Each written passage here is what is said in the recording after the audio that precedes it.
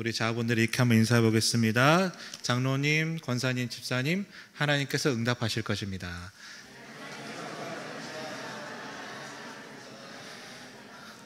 네, 계속해서 우리가 여호수아서 말씀을 묵상하고 있고, 오늘은 5번째 시간으로 다음 장을 열어가는 3가지 준비라는 제목으로 말씀을 전하겠습니다. 근데 벌써 이제 시간이 47분이 됐어요. 그래서 제가 설교를 많이 한번 줄여가지고 여러분께 말씀을 한번 전해보도록 하겠습니다.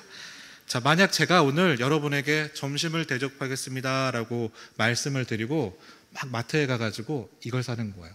떡을 사고 어묵을 사고 고추장이나 갖은 양념을 사고 또 계란을 샀어요. 그러면 여러분은 제가 오늘 점심에 여러분께 뭘 대접해 드릴 것 같으세요? 그쵸, 떡볶이죠. 떡볶이입니다. 어떻게 그렇게 잘하시죠? 무엇을 준비할지를 하면 결과물이 보이는 거예요. 그쵸? 오늘 본문의 말씀도 이런 내용인 거예요. 이스라엘 백성들이 가나안 땅에 들어가기에 앞서서 하나님께서 5장 말씀 보니까 몇 가지를 준비하고 계세요. 근데 그 준비하는 것이 무엇인지를 우리가 알게 되면요, 하나님께서 가나안 땅에 이스라엘 백성들이 가서 어떻게 세워지기를 원하시는지에 대한 결과물 우리가 알 수 있다는 거예요. 그럼 뭘 준비하셨느냐? 자, 2절부터 9절까지의 말씀 보면 할례를 준비하라고 하셨고요, 10절부터 12절 말씀을 보면 유월절을 준비하라고 하셨어요. 그리고 13절부터 15절의 말씀 보면 하나님께서는 그들을 위해서 여호와의 군대 장관을 준비하셨다는 것을 알 수 있습니다. 그러면 이런 것들을 준비하셔서 하나님께서 세우고자 하는 가나안 땅에 허락하신 하나님의 나라는 과연 무엇일까? 이걸 한번 같이 살펴보고자 합니다. 우리가 2025년이 훨씬 지나가서 이제는 벌써 2026년도를 향하고 있는데요, 그러면 지금까지 인도하신 하나님께서 앞으로 우리를 통해서 무언가를 준비하게 하심을 통해서 어떤 결과물을 여러분의 삶을 통해 나타나고 하실 텐데요, 그 준비가 뭔지를 알 수 있다라면 하나님께서 내게 원하신 것이 무엇인지를 알고 행해 나갈 수 있는 거죠.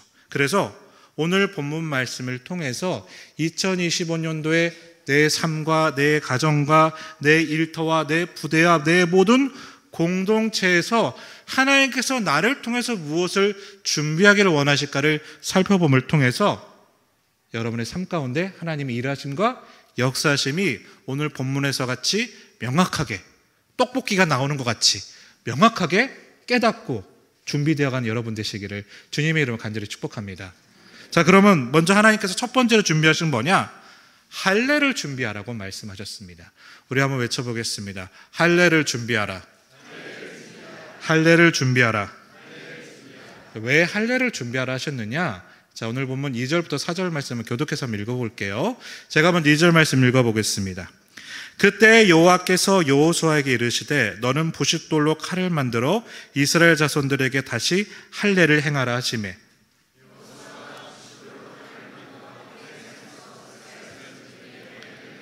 같이 읽겠습니다. 여호수아가 할례를 시행한 까닭은 이것이니 애굽에서 나온 모든 백성 중 남자 곧 모든 군사는 애굽에서 나온 후 광야 길에서 죽었는데.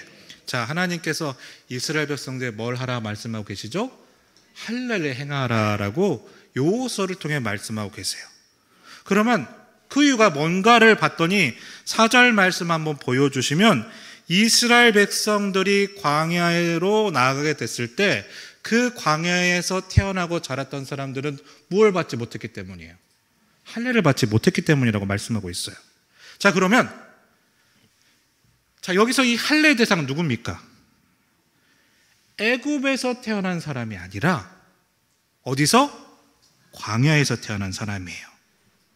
근데 광야에서 태어난 사람에게 할례를 행하라는 게 맞는다면 오늘 본문을 보면 좀 이상한 부분이 하나 있다는 겁니다. 뭐가 있느냐?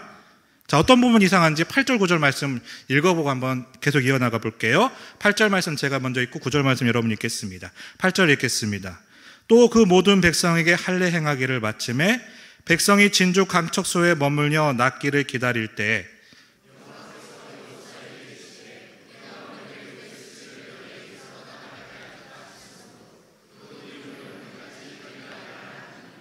저 할례를 행하는 목적이 뭐냐면 애굽의 수치를 흘려버리기 위해서래요. 근데 뭐가 이상하냐 하면 할례를 받는 대상 누구예요? 광야에서 자라난 세대예요. 애굽에서 태어나지도 않았고 애굽에서 살아가지도 않았고 애굽 사람들을 만나본 적이 없는 그들에게 할례를 행한 이유가 뭐냐? 애굽의 수치를 끊어지기 위해서라고 말씀하고 있어요. 이상합니까? 안 이상합니까? 이상하죠.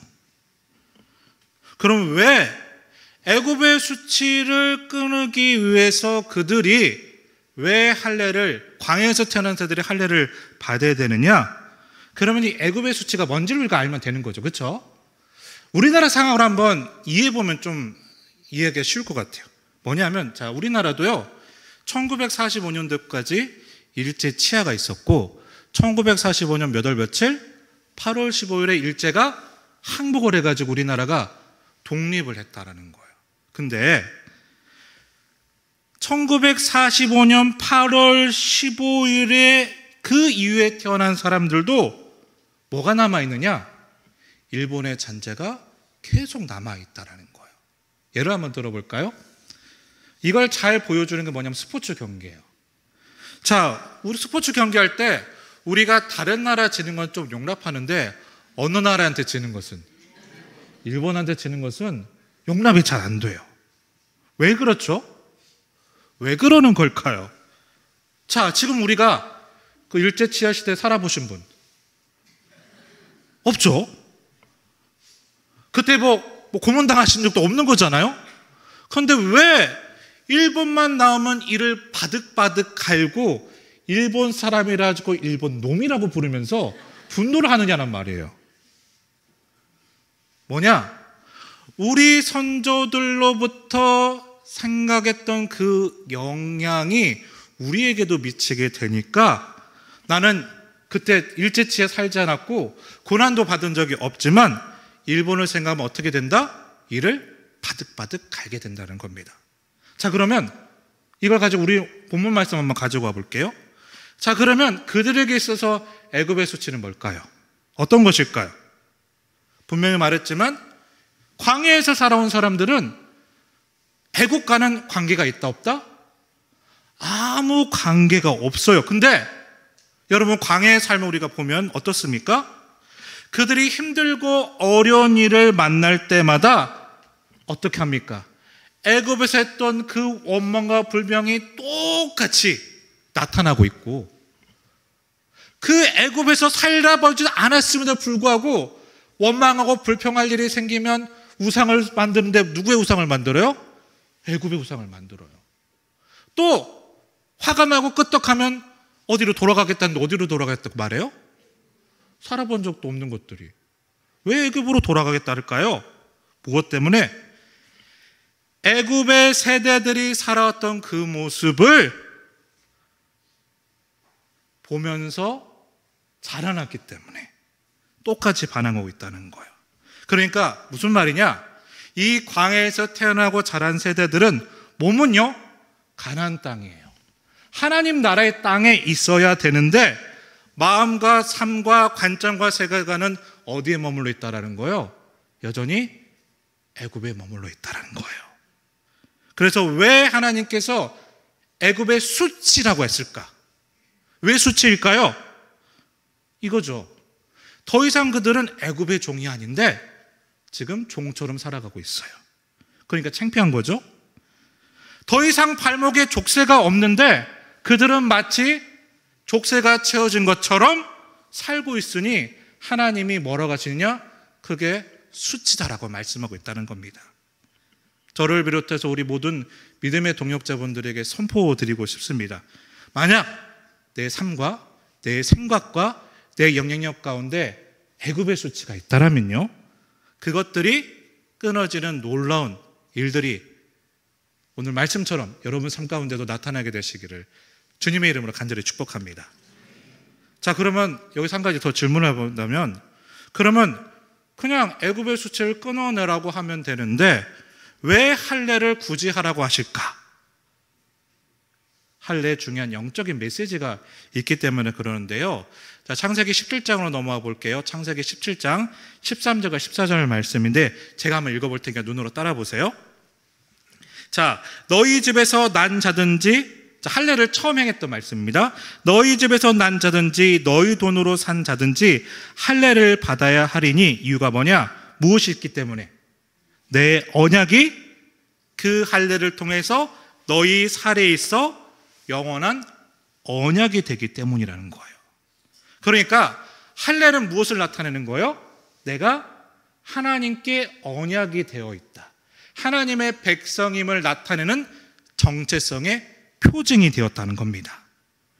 그러니까 애굽의 수치에 묶였던 사람인 나에게 하나님은 뭐라고 말씀하셨냐? 더 이상 너희가 수치스럽게 살지 말라. 왜냐? 너희는 벌써 나랑 언약을 맺은 백성으로서 내가 너의 하나님이다, 너는 나의 백성이기 때문에 너의 정체성을 통해서 그 애굽의 무엇?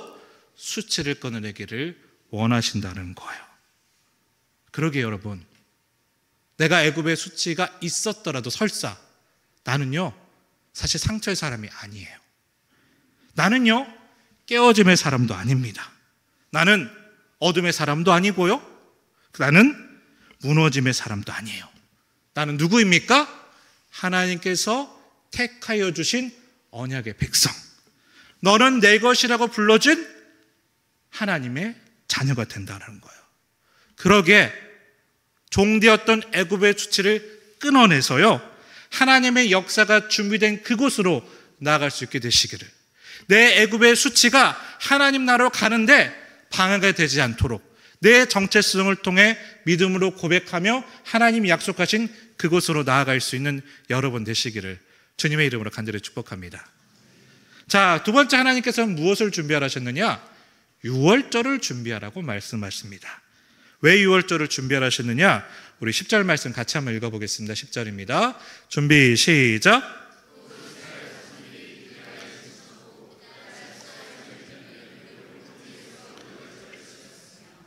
자, 왜 유월절을 지키라 하셨느냐? 우리 출애굽의 사건을 생각해 보면 애굽에 10가지 재앙이 되었을 때 10번째 재앙이 뭡니까? 장자의 죽음의 재앙이죠.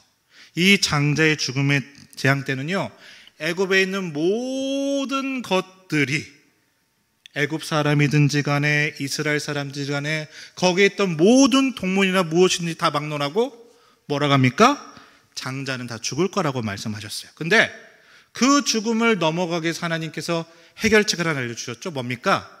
양의 피를 문 좌우 임방에 바르면 유월, 그것이 넘어가기 때문에 유월절이라고 말씀하셨다는 거예요. 이게 또 뭘 상징하는 겁니까?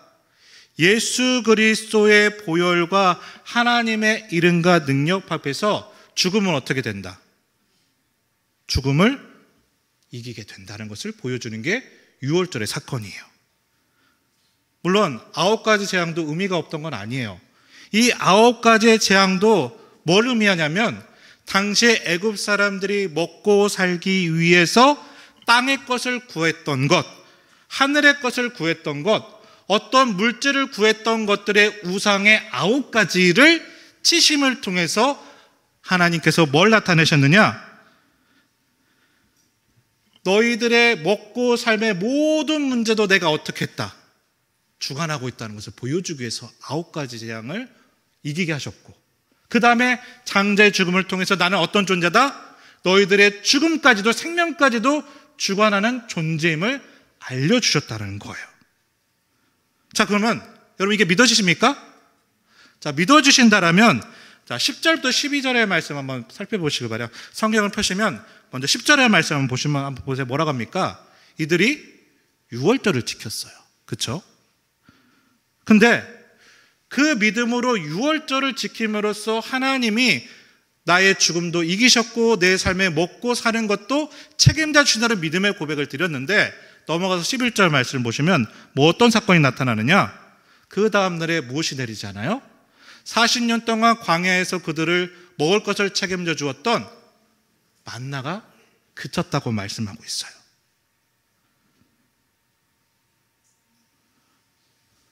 유월절의 고백을 통해서 하나님께서 내 삶을 주관하십니다, 생명까지도 책임지는 고백을 드렸는데 정작 내 삶에서는 뭐가 나타나는 거예요? 내 삶을 이어갈 만나가 끊어져 버렸던 거예요. 사실 우리 삶에서도 이런 일들이 자주 있죠. 하나님께서 역사하십니다, 하나님께서 일하신다라고 말할 때, 믿음으로 고백하는 그때 내 삶의 만나가 그칠 때가 있어요. 내 믿음이 그래서 흔들릴 때가 있다라는 거예요. 혹시요 그런 가운데 계신 분이 있더라면 여러분 12절 말씀을 다시 한번 살펴보시길 바라요. 자, 12절 말씀을 보면 어떻게 되었는가 하면 6월절을 지켰는데, 그렇게 고백을 드렸는데 만나가 그쳤어요. 그런데 그 6월절을 지킨 그 다음날에 어떤 사건이 생기는가 하면 하나님이 이미 무엇을 준비하셨다? 그 땅에서 먹을 소출을 준비하셨어요. 여러분, 근데 여러분 뭐 이렇게 텃밭도 많이 하시잖아요. 땅의 소출이 하루 만에 생깁니까? 땅의 소출을 미리 준비하셨다는 것은 하나님께서 얼만큼에 먼저 더 준비하신 거예요? 적게는 1년이나 2년. 전문가들 있으시죠? 네. 적게는 1년이나 2년을 하나님이 미리 그들을 먹이시려고 준비하셨다는 거예요. 예를 들면 거예요. 태양아, 너 먹고 살 길이 힘들지. 근데 걱정하지 마. 너 6월절에 믿음 고백했잖아? 그 믿음대로 내가 모든 것을 책임질 거야. 그 결과가 바로 여기 있다 하면서 그 다음날 땅의 소출을 보여주면서 그들이 심지어 농사도 짓지 않은 그 땅의 소출을 먹게 되었다는 겁니다. 여러분, 믿으시죠? 하나님이 그렇게 미리 준비해 주신 분이세요. 내 삶 가운데 하나님께서도 미리 준비해 주신 분이십니다. 때론 그 6월절의 믿음의 신앙의 고백 흔들려는 어둠의 세력들이 있죠.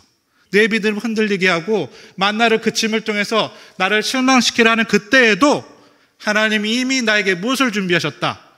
그 가나안 땅의 소출을 준비하심으로 나의 모든 것을 책임지시는 그분을 믿음으로 고백하면서 오늘도 여전히 그 준비하심으로 나아갈 수 있는 여러분 되시기를 주님의 이름을 간절히 축복합니다. 기억하세요. 하나님은 여러분을 위해 미리 준비하셨습니다. 마지막 세 번째, 하나님은 또 무엇을 준비하셨느냐? 군대 장관을 준비하셨다라고 말씀합니다. 왜일까? 왜 군대 장관일까? 자, 13절과 14절 말씀 교독해서 읽어볼게요. 13절입니다. 여호수아가 여리고에 가까이 이르렀을 때 눈을 들어 본즉 한 사람이 칼을 빼어 손을 들고 마주 서 있는지라. 여호수아가 나아가서 그에게 묻되 너는 우리를 위하느냐 우리의 적들을 위하느냐 하니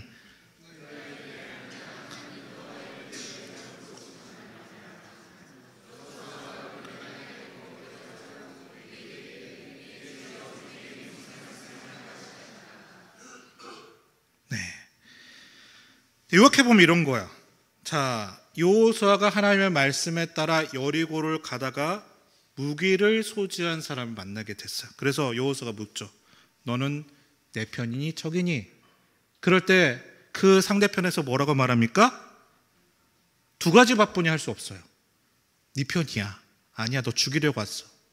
이 두 가지 답뿐이 할 수 없을 건데 그가 뭐라고 대답합니까? 나는 여호와의 군대 장관이야 라고 말해요. 그러자 이어가서 14절과 15절 말씀을 보면 여호수아가 주여라고 하고 엎드리니까 그 다음에 군대 장관이 여호수아에게 뭐라고 합니까? 신발을 벗어라 이렇게 말하고 있다는 겁니다. 자, 왜 이렇게 말하느냐? 여기에서는 한 가지 풀어야 될 게 있어요. 뭐냐 하면, 자, 지금 이 사람은 여호와의 뭐라? 군대 장관이다. 자, 그러면 군대 장관이 되기 위해서는 뭐가 있어야 돼요? 군대가 있어야 군대 장관이 있는 거죠. 자, 그럼 그 군대는 어디 있을까요? 그 군대는 누구일까요? 자, 말씀을 살펴볼게요. 출애굽기 12장 40절부터 41절 말씀 교독해서 읽어볼게요. 이스라엘 자손이 애굽에 거주한 지 430년이라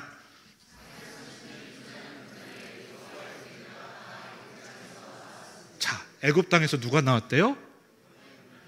여호와의 군대. 그럼 여호와의 군대는 누구예요? 하나님께서 이스라엘 백성이라고 말씀하신 거죠. 그 가나안 땅으로 들어가는 이스라엘 백성들 하나님께서 무엇으로 삼으신 거예요? 여호와의 군대로 삼으신 거죠. 그의 군대 장관이 하나님의 사자가 되는 거죠. 그래서 이미 정해진 거예요. 하나님 이미 예비하신 겁니다. 너희를 군대로 삼으셨고 내 사자를 군대 장관을 명하사 가나안 땅으로 간다. 자, 그러면 이스라엘 백성들이 해야 될 거는 한 가지밖에 없죠. 뭡니까? 그 하나님의 뜻에 한번 외쳐보겠습니다. 순종하는 거죠. 자, 세 번째 나누고 싶은 건 이거예요. 하나님께서 그 역사를 준비하시기 위한 세 번째는 뭐냐? 애써서 이 사람 저 사람 이것저것을 준비하신 게 아니라 하나님이 이미 군대 장관을 구하여 예비하셨음을 믿고 우리는 다만 무엇만 하면 된다? 순종하게만 된다는 거예요. 다시 말해 순종을 통해서 하나님의 역사가 나타나는 거고, 그래서 하나님께서는 군대 장관을 보내서 뭐라고 말씀하고 싶으신 거예요? 내가 너희를 이끌 거야. 내가 너희와 직접 싸울 거야. 내 사자가 군대 장관이 되어서 저 가나안 족속들을, 네피림 족속들을 이기게 하실 거야. 선포하고 있다는 거예요. 그러면 나는 믿음으로 아멘하며 순종하며 나아가면 된다는 겁니다. 자, 그래서 여호수아에게 신발을 벗으라고 말씀하고 있다는 거죠. 이 신발을 벗는다는 행위는요, 종과 주인이 계약을 맺을 때 하는 행위예요. 종이 신을 벗어서 주인에게 드릴 때는 내 모든 권리는 누구에게 있다? 주인에게 있다는 것을 고백하는 거고, 주인이 신을 벗어서 신하의 종한테 줄 때는 어떤 의미가 있느냐? 내가 너를 책임질 거라는 의미가 있는 겁니다. 자, 그러니까 하나님께서 사자를 통해서 여호수아에게 신을 벗으라 했던 것은 어떤 의미일까요? 어떤 뜻이 있습니까? 이런 뜻이죠. 지금부터 가나안 땅에 가서 하는 그 모든 전쟁은 너의 전쟁이 아니야. 나의 전쟁이다. 이 역사는 너의 역사가 아니라 나의 역사다는 것을 선포하고 있는 거예요. 근데 우리가 1장을 살펴보았지만 여호수아는 두려웠어요. 왜 두려웠을까요? 저도 그래요. 담임 목사가 되면요, 두려운 일들이 많이 생겨요. 겁날 게 너무 많이 있습니다. 근데 가만히 생각해 보면 왜 두렵고 왜 겁이 날까 하냐면 내 교회라고 생각하니까 두렵고 부담이 되더라는 거예요. 근데 하나님께서 허락하신 거라고 생각하니까 하나님께서 행하실 거고 하나님께서 이루어 가실 거라고 생각하면 두려울까요? 두렵지 않을까요? 오히려 자신감이 넘치고 소망에 부풀게 되겠죠. 우리가 때로는 왜 내가 주어진 일에 두렵고 힘든 마음이 들까요? 내 것이라고 생각하니까, 내 일이라고 생각하니까, 내 비즈니스라고 생각하니까, 내 군대라고 생각하니까, 내 교회라고 생각하면 두렵고 떨림만이 있지만, 하나님의 집이기 때문에 내 가정 가운데 하나님께 순종하면, 하나님의 부대이기 때문에 하나님께 내어드리며 하나님이 사자가 친히 군대 장관이 되신다라면 이건 어때요? 두려울까요? 기대가 넘칠까요? 기대가 넘치겠죠. 오늘 그 일들이 여러분 가운데 있게 되시길 바랍니다. 자, 세 가지를 준비를 하셨죠? 첫 번째, 할례. 두 번째, 유월절. 세 번째, 나를 위해 나의 군대 장관을 미리 준비해 주셨습니다. 그 믿음의 고백으로 하나님께서 만들어 가실 나의 하나님 나라를 꿈꾸며 나갈 수 있는 여러분 되시기를 주님의 이름으로 간절히 축복합니다. 기도하겠습니다. 주님, 그렇습니다. 우리를 통해 하나님 나라의 일을 이루게 하여 주시고 하나님 속히 임하여 주실 때 주여 주의 일을 꿈꾸며 나를 통해 하나님 나라를 이루어가는 믿음의 고백이 우리의 여정 가운데 함께하게 하여 주시옵소서. 모든 것 믿사오며 거룩하신 예수 그리스도의 이름으로 간절히 기도드립니다. 아멘.